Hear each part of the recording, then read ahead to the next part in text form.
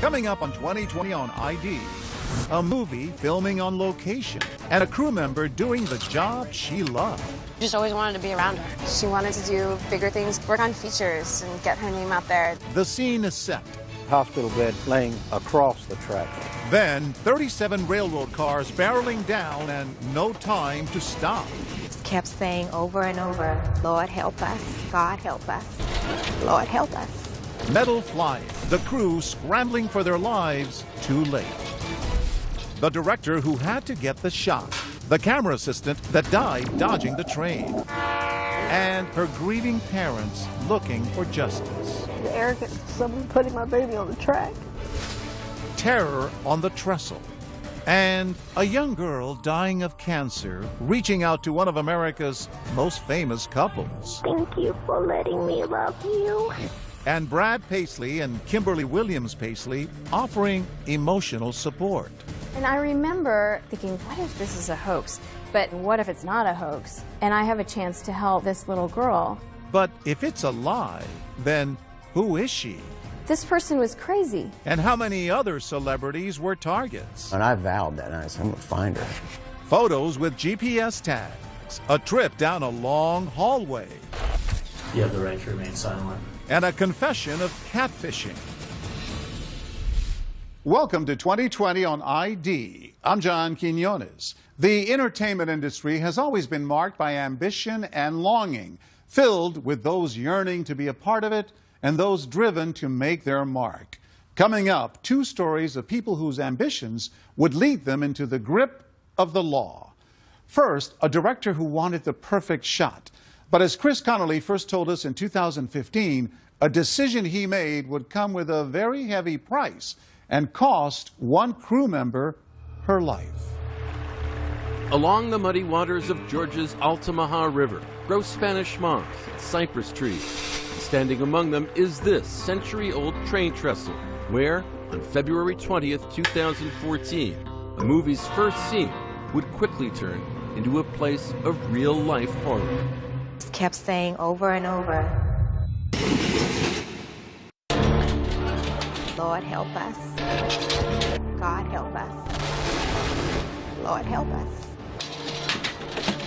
Captured on this 17-second video, members of the film crew running for their lives as a locomotive bears down on them. And on that crew, this young woman, filled with bright promise, who would suffer an all but unimaginable fate for doing the job she loved. She fell in love with the camera.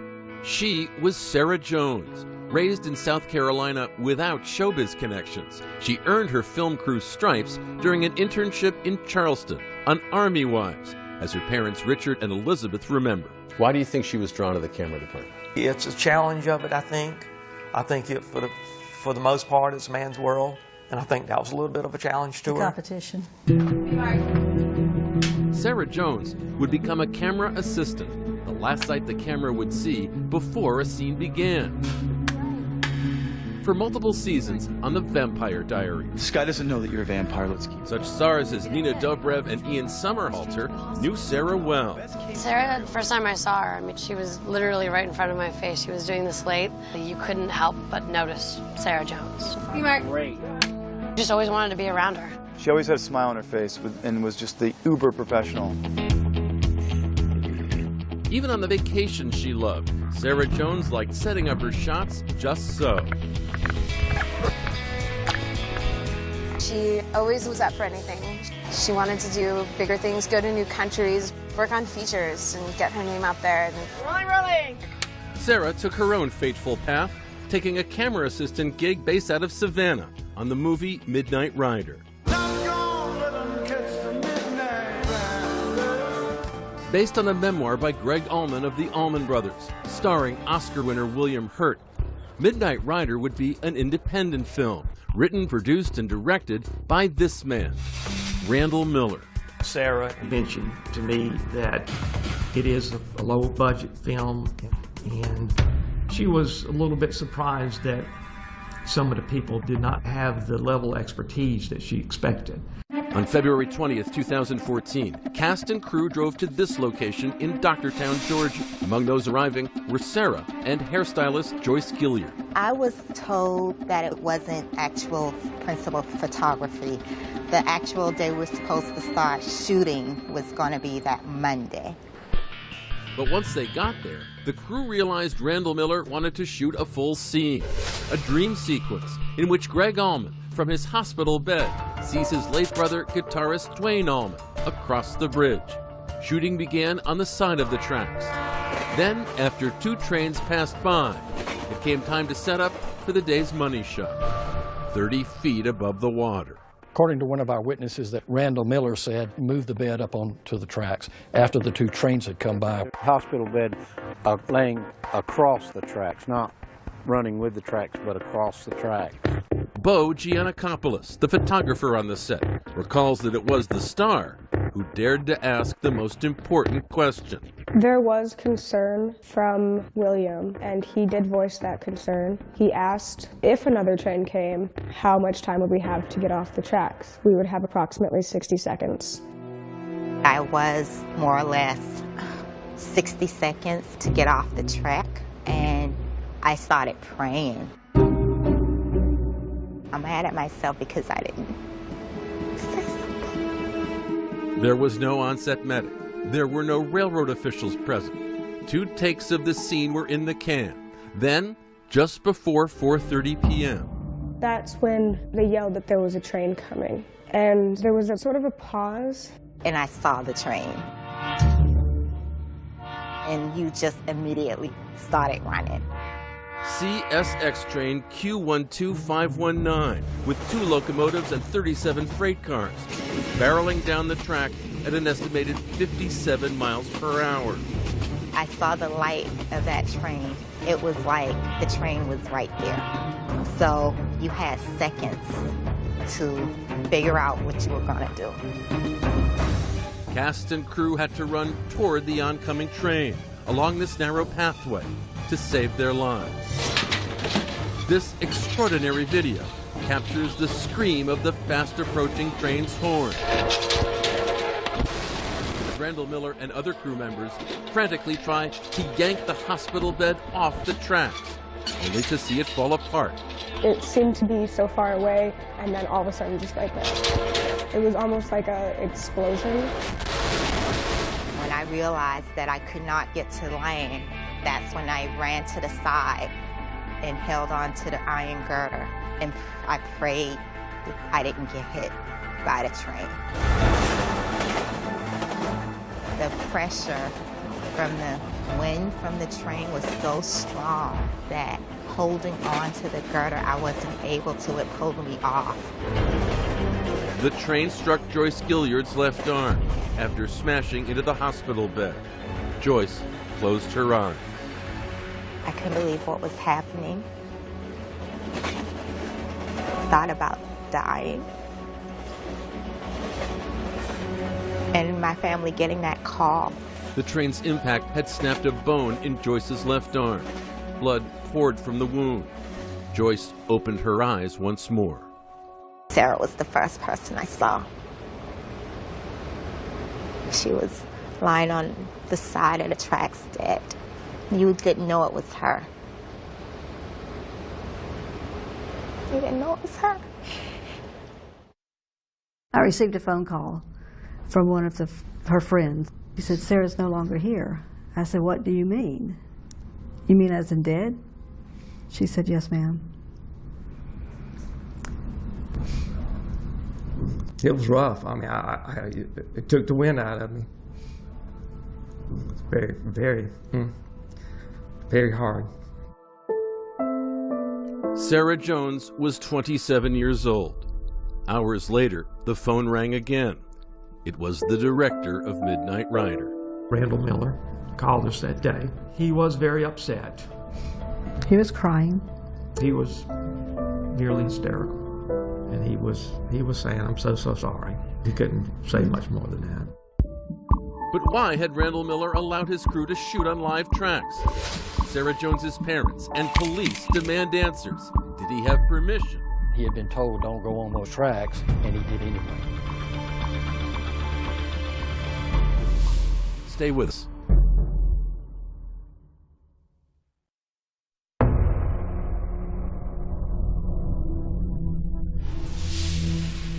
Video without sound obtained by ABC News captures the terror on the trestle during the shooting of the film Midnight Rider. Actor William Hurt lies on a hospital bed until a yell that a train is coming. Suddenly, cast and crew move quickly to get off the trestle and to move the bed as the train barrels towards them. A cameraman hanging onto a girder, shooting off the bridge as part of the bed's railing is thrown off. And the train roars across, its shadow playing on the trees below. Then, with the train stopped on the trestle, so little room to squeeze past, images of director Randall Miller and other stunned crew members just beginning to assess the nightmarish scene in front of them. At first, it was like a quiet, like people were in shock. I remember hearing somebody say, "Oh my gosh, she's dead." The horrifying news that 27-year-old camera assistant Sarah Jones had been killed by a train on the set of the film Midnight Rider reached her good friends on the Vampire Diaries just a few hours after it happened. And I got the call. We just sat in the car going to set, and it was just pure shock. She just left too soon. She would have been, yeah, it was just too soon. I was angry, really angry. Immediately after the accident, investigators sought to figure out who had failed to protect the Midnight Rider crew. Police questioning producer Jay Sedrish about shooting on active train tracks. Of course, our question was, did you have permission? We got that, well, it's complicated answer. Greg Allman's memoir began with a scene on a bridge, but never mentioned railroad tracks. That was Randall Miller's addition in the screenplay that he wrote. And in this clip, he reads aloud. Exterior train track. His hospital bed is in the middle of a train track. From the start, CSX was adamant that Midnight Rider would not be allowed to shoot on any tracks that it owned. This January 27, 2014 email stating, CSX does not permit filming on our property. Later, at Miller's behest, the Midnight Rider production would specifically seek to shoot here. And in this email, sent to location manager Charlie Baxter on the morning of the shoot, a railroad representative again refuses to grant the film permission to shoot on its tracks. To me, those emails were extremely clear that they did not have permission to be on the tracks. And yet it was there that cast and crew assembled on the afternoon of February 20th, without Baxter in attendance, as he noted in a deposition. Randy knew that I wasn't going to go if we didn't have permission. How do you know that? Because he told me. He told you what? That he was going to go down and going to film by the trestle, whether they had permission from CSX or not. They began filming by the trestle, and then, at Miller's direction, on it. Miller's attorney, Ed Garland, asserts that his client had been told the tracks posed no risk. Randy Miller had no perception of danger and was relying on his team that had never failed him, that he was in a safe place. He'd been told there were just 2 trains and those had gone. But in fact, the Midnight Rider production had no way of knowing when a train might be coming, as railroad safety expert and film consultant Art Miller notes. There is no freight train schedule I can rely on to make sure there'll be no train on my track. It's a day-to-day thing. There's not such a thing as a freight train schedule that approximates what, say, a major airline might publish. Attorney Jeff Harris has filed a lawsuit on behalf of Sarah Jones's parents. And I think they said, well, you know, we don't have actual permission, but ultimately we're just going to try to steal this shot. If so, it would apparently not be the first time Randall Miller had stolen a shot. Take this subway scene from his 2013 movie CBGB, a scene he brought up in this panel discussion. We're not allowed to shoot in the New York subways. I don't know if you know that, but you're not allowed to. There were absolutely no rules against what he did, and all he did was just take a camera without a bunch of lights and film some small shots. The MTA in New York sees things differently, though, with multiple requirements for any shooting in the subway.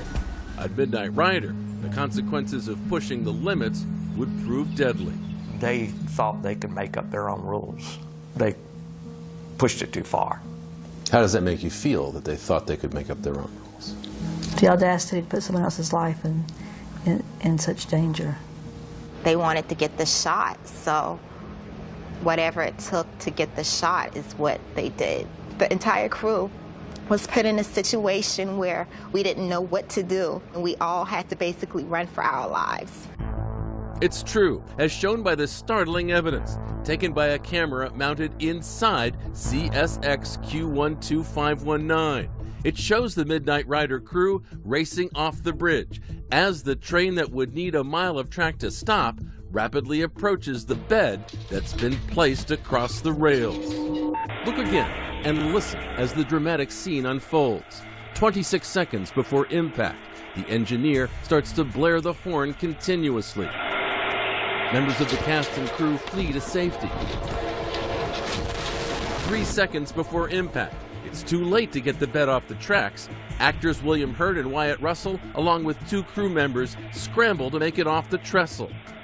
1 second before impact, people cover their ears, clinging to the bridge for their lives.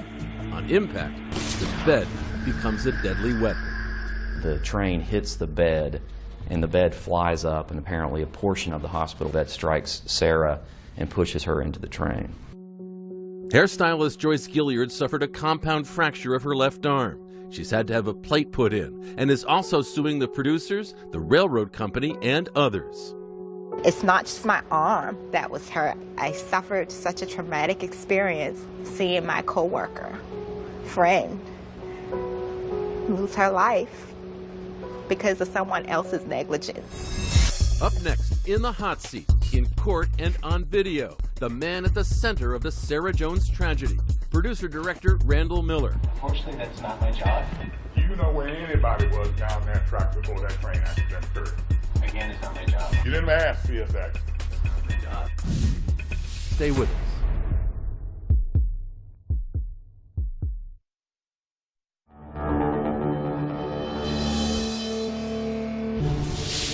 "27-year-old Sarah Jones was doing her job. Part of the Midnight Rider crew, instructed to place their equipment and a metal bed on these railroad tracks, only to see a train coming towards them at 57 miles per hour and smashing into the bed. The bed was still on the track. The front of the train hit the bed. The debris of the bed is what caused most of the injuries. The shrapnel had apparently hit her and caused her to knock her into the train. Wayne County 911. Can you get my location where I am? I think we need an ambulance. Well, someone got hit by a train. 7 crew members suffered injuries in the accident.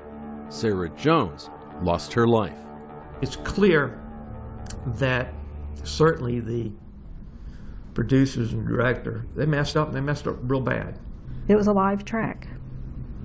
There were tracks elsewhere in the vicinity that were not live tracks that could have been used. She's right. 2020 found this train trestle just a few hours away, where, for a small fee, an on-site railroad official shut down train traffic so we could film safely.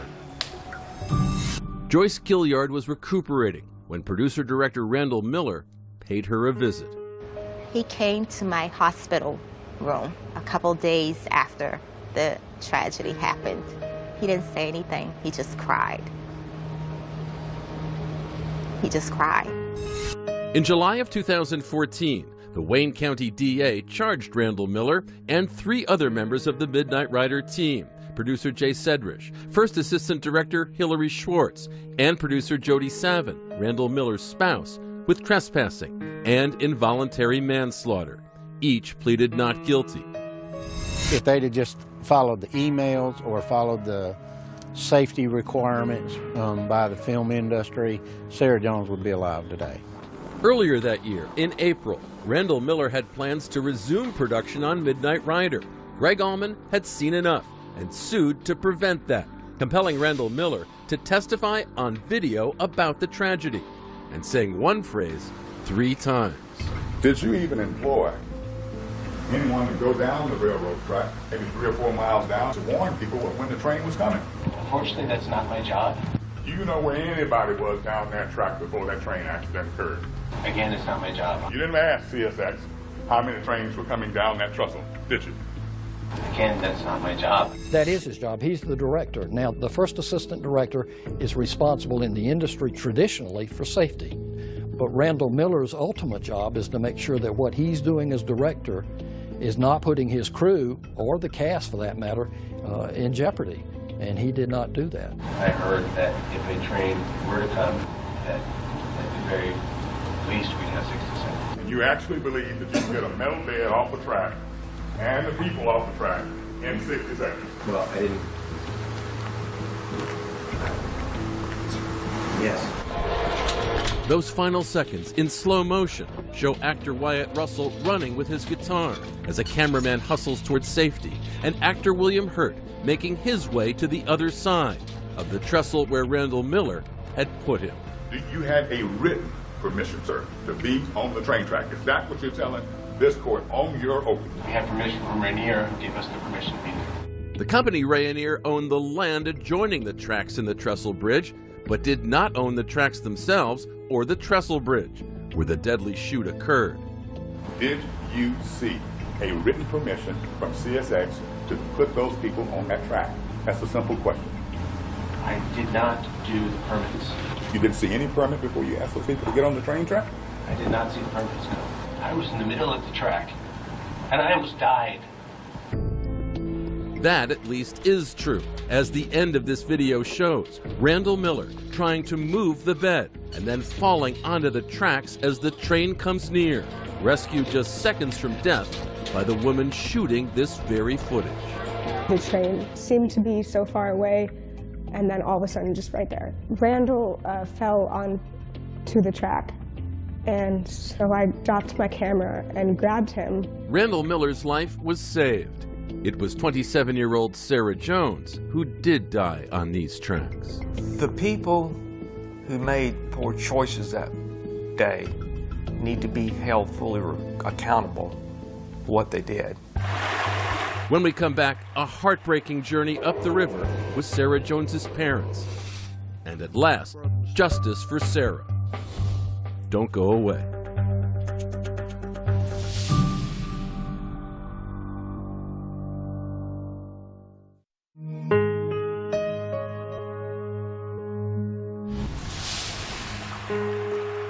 I'm not trying to be a masochist at all, but I want to see that train.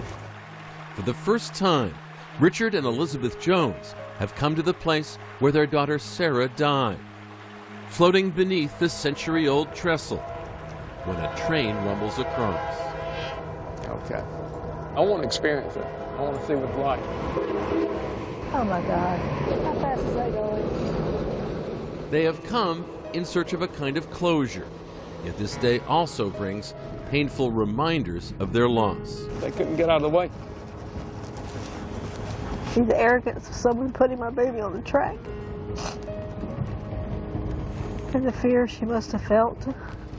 Can't imagine. When director Randall Miller had a hospital bed placed upon live railroad tracks to shoot a scene for his film Midnight Rider, the world would know the awful result. 7 crew members injured by a passing train. Sarah Jones dead. And one more shock. The footage from that day would be fully edited into a movie scene by the Midnight Rider team to preserve a tax credit, Randall Miller's lawyers say. A dream sequence in which the main character Greg Allman chooses not to follow his deceased brother Dwayne to a premature death. These shots, a stark contrast to what would take place just moments afterwards. Chaos, horror, and the death of Sarah Jones. Now Hollywood awaited a bombshell trial in Jessup, Georgia, population 10,000. If convicted, Midnight Rider's writer, producer, director Randall Miller, along with 3 of his associates, stood to serve as much as 10 years in prison. Yet on March 9th, 2015, as the trial is set to begin, the story of Midnight Rider takes its final, unexpected turn. On a council. Randall Miller takes a plea with the camera rolling. Will you outline the plea agreement for the defendant and for the court? The defendant will be sentenced to a 10-year term. He will serve 2 years in custody in the county jail. He will pay a fine of $20,000. And one other notable proviso. He cannot serve as a director, producer, first assistant director, or a supervisor on any film where he has a responsibility for the safety of other people for the entire 10 years. But before the judge imposes the plea bargain sentence, we would call Richard Jones, who was the father of Sarah, to stand. Poignant moments, victim impact statements from the Jones family. My dear Sarah, there is a deep sadness in my heart, a hole through the middle of my soul. A beautiful human being and a bright light source was stripped away from what I believe was rooted in selfishness. Sarah always gave you her better side, her uncontested presence of who she was, and you knew where she stood on most any subject. She was genuine, she was down to earth. Then, with some reluctance, the judge accepts the plea. The plea is knowingly, intelligently, and voluntarily made. The plea may be entered. Randall Miller becomes the first director in the history of the movies to go to jail for a death on the set. It was a very big deal because in California that they're invincible. It showed that directors and producers are in fact responsible and can be held responsible if a crew member dies. Producer Jay Sedrish and first assistant director Hilary Schwartz also plead out with no jail time. Randall Miller is taken into custody to begin serving his time, blowing a kiss to his wife, Jody Savin, who sees the charges against her dropped. It is him accepting responsibility and him standing up and saying, if a message needs to be sent, I am willing to be the one. Because in the last analysis, I didn't make sure that everything was working right. I believe it sends a message, frankly, that if you do not respect those that you're in charge of, that you may end up behind bars. Randall Miller declined to speak with 2020, but in the statement, he said he pled guilty in part out of respect for the Jones family and to not put them through a difficult trial. I am heartbroken over this. Sarah Jones' death galvanized members of the filmmaking community, who vowed to again make safety the top priority. Never again let someone's daughter die. We are Sarah Jones. Sarah Jones. Sarah Jones. The industry Sarah so loved, to which she dedicated and lost her life, has responded, putting out safety PSAs. Countless movies and TV shows using slates like the ones she once held that mark every shot with a tribute to Sarah. Nowhere is her memory more cherished than on the Vampire Diaries set, where the first shot of the day is called the Jonesie as a safety reminder. The first shot is dedicated to Sarah Jones. Here we go, the Jonesie's up. Jonesie B. Mark. Where safety briefings like this one are a common occurrence. Quick safety notes for the day, again a reminder. Where her loss remains unfathomable and images of her remain unforgettable. As star Matthew Davis recalls. The last day I ever saw Sarah, we'd rented some bikes and we're just bombing around Amsterdam and had just the best time together. I feel as blessed as I do that my memories of her are so positive and so wonderful. We feel so blessed. To have had a daughter, to have had her for 27 years was wonderful.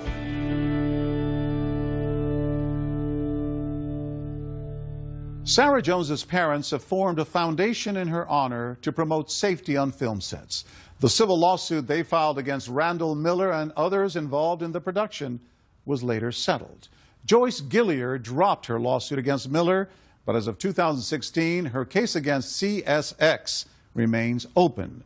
Gilliard is once again working as a hairstylist in the film industry and keeps in touch with the Jones family. And on many television sets, the Jonesie shot is still being done at the start of each day. Up next, a child in trouble. I just want to say thank you for letting me love you. But is it real? There's no way that's not real. How can that not be real? A celebrity scam that shook several stars to the core. I felt so violated and scared. It's sort of like emotional terrorism. Stay with us.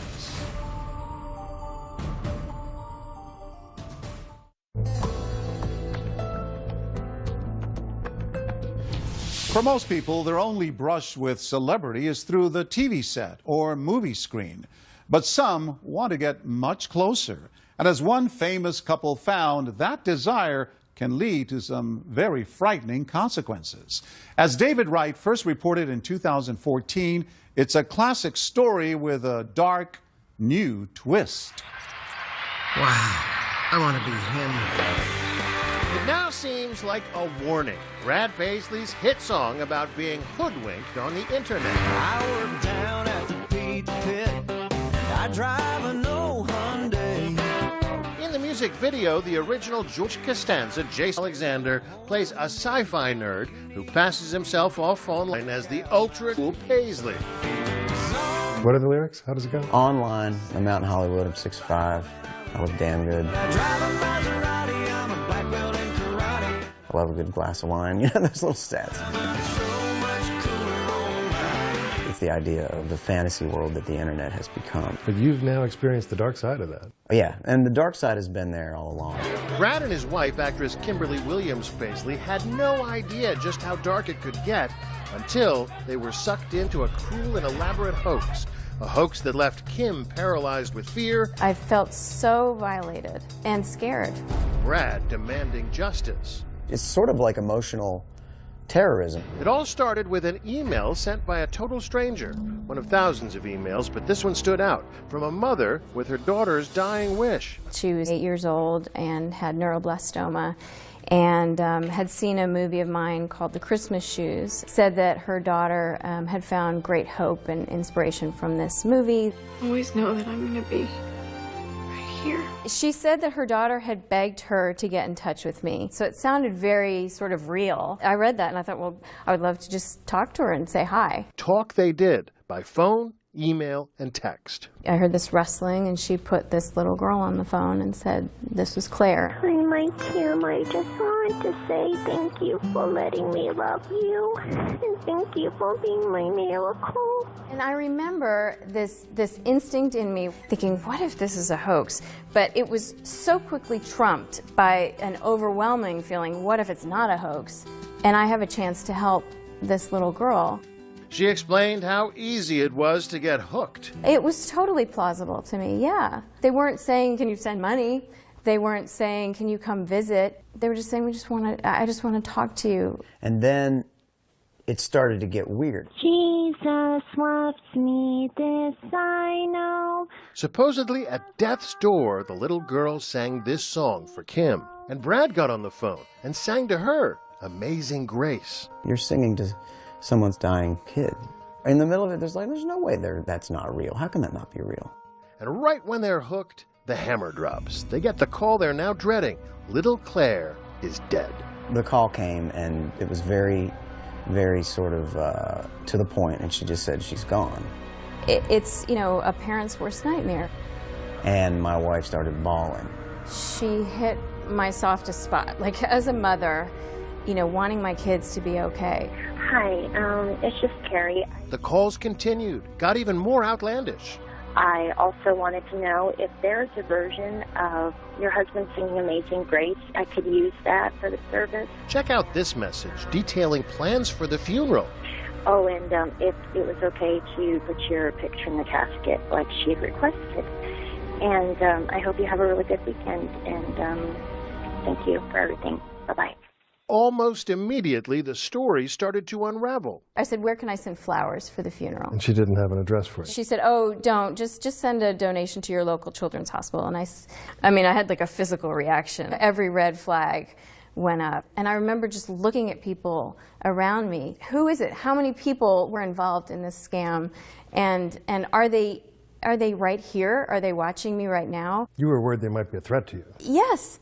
This person was crazy. I watched my wife buckle when she realized this wasn't a real girl. You know, and I vowed that night. I said, I'm going to find her. I'm going to find her, and I'm going to make sure that this person is not able to do this. What the Paisleys didn't know at the time is that this deception was even bigger than they had imagined. A host of celebrities had been scammed too, among them Natalie Grant, Melissa Gilbert, Kate Gosselin, and even some of the Dallas Cowboys cheerleaders. For a time, they all thought it was real.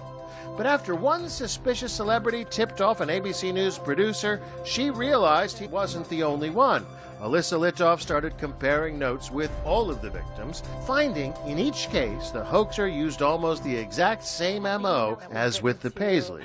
A gospel singer named Carmen Hope Thomas. It is staged for neuroblastoma, basically the exact same thing that was written to Natalie Grant. We've confirmed at least a dozen people. And Kate Gosselin actually dedicated an episode of her show? Yes, on the screen it said, "In loving memory of Hope." Another of producers emailed Kate Gosselin when put two and two together. When I received your email, I yelled out loud. I mean, I said, "Oh my gosh." Melissa Gilbert of Little House on the Prairie tweeted us and said she was a victim too. But that's not all. It soon became clear the hoaxer wasn't just talking to celebrities. She was seeking out cancer victims as well, stealing their photos and stories. We went to meet one family, the Thomases of Tiffin, Ohio. Their daughter, Christy, died in 2006 of, guess what, neuroblastoma. And she just had an infectious smile that people would just fall in love with Christy. The scammers stole Christy's image straight off the Thomas family's memorial website. I had one of the detectives tell me a while ago that it was almost like she knew my story better than I knew my story. She had read my journal entry so many times that it was like she had internalized it, and then when she would be calling this famous people, it was almost she had convinced herself she really was me. That's the sickest part about this to me. That is the part that when I start to talk about that, that's when I get really mad. That there were real kids, that there were real photos. Does it matter to you that she didn't ask for money? Yeah, I think that's sicker. I would have welcomed the thought that this was something as simple as a woman looking to scam someone. Yeah, scamming you. Then it's like, okay, well, at least money's involved. When she was all along really careful to not do that, then you realize she's just enjoying this. But stopping her might not be so easy. It may be morally wrong to fool someone online, but it's not necessarily illegal. She hadn't technically committed a crime because she didn't ask for money. And that shows you what a pro she was. Well, maybe not a pro exactly, because the mysterious hoaxer got caught in her own web. Some of the images sent to her victims contained GPS data from the camera they were taken on, and that data led here, to Douglas, Wyoming, hometown of the jackalope, a mythical creature used to fool city slickers, fitting mascot for a hoaxer's hideout. I don't think she thought at any point that law enforcement would track her down in Douglas, Wyoming. That's Kevin Lovewell, the lawman who tracked her down to a specific address in Douglas, right where the GPS markers on those digital images said she would be. He says when he confronted her, she didn't deny it. Easiest confession I probably ever got out of somebody. You have the right to remain silent. This is an audio tape of one of her first interviews with police. I had no idea he was going to phone me. I never asked for him to phone me. And she may not have asked for money either, but she did make one crucial mistake. It turned out she did take something of monetary value.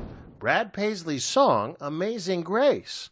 The performance itself has value. It does. Even if you're just singing down the phone. Right. Because it was Brad Paisley singing Amazing Grace, turns out it was worth a lot.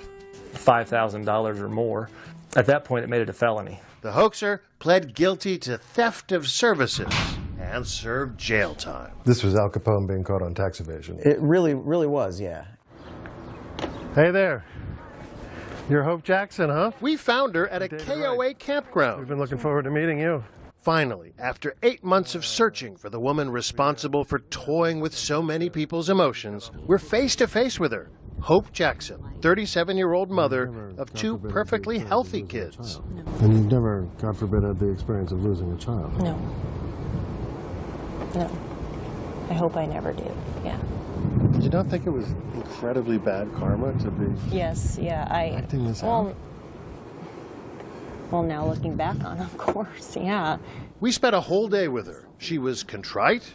I'm 100% responsible for this, and I have to live with that every day of my life. Philosophical. I just hope this brings some sort of healing. And broke down in tears again and again.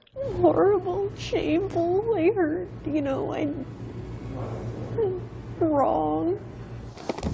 We confronted her with an email she wrote Angela Thomas, promising she would stop using Christy's picture. I hope to learn how to be a better person and mother. I don't expect forgiveness. I just wanted to say how sorry I am, and I will not be using your photos ever again or anyone else's. Thank you for your time. And you sent that? Mm-hmm. But it was after you sent that that you first contacted Kim and Brad. Right. After saying to this woman, I will not be using your photos ever again, And or I never, anyone else's. I didn't use her photos ever again. I never, Or anyone well, else's. Mm-hmm. If you lied to her, why should we believe you now? I'm not asking you to believe me because, like I said, it's my actions are going to speak louder than my words are. Now she's out on probation. And I'm horribly sorry, you know, for all those people that I hurt. Hope Jackson told us for her, money was never the object. What did you get out of it? Just that moment of being special, and that's all it was. And A voice on the other end of the phone. yeah, Have you really stopped? yeah, 100%. The Paisleys are willing to give her the benefit of the doubt. I hope that the people around her will encourage her to get help. I root for her to be a case study that never does it again. But they feel the law needs to be changed. Let's work on that as a society. Let's make it illegal to use someone's child's photo for something that they aren't allowing you to use it for, you know? And then her laugh will come back to me. So. Angela Thomas, whose real picture was stolen, says she's worried those lies could make people like Paisleys think twice about being compassionate. The next little girl does want to have Brad Paisley sing to them. I hope haven't had their hearts hardened. The Paisleys insist that's not going to happen. But next time, probably bear in mind Brad's slightly jaded hit song.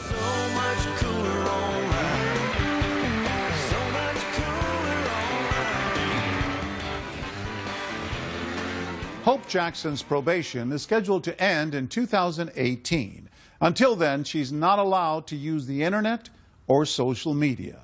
She continues to express her regrets for what she did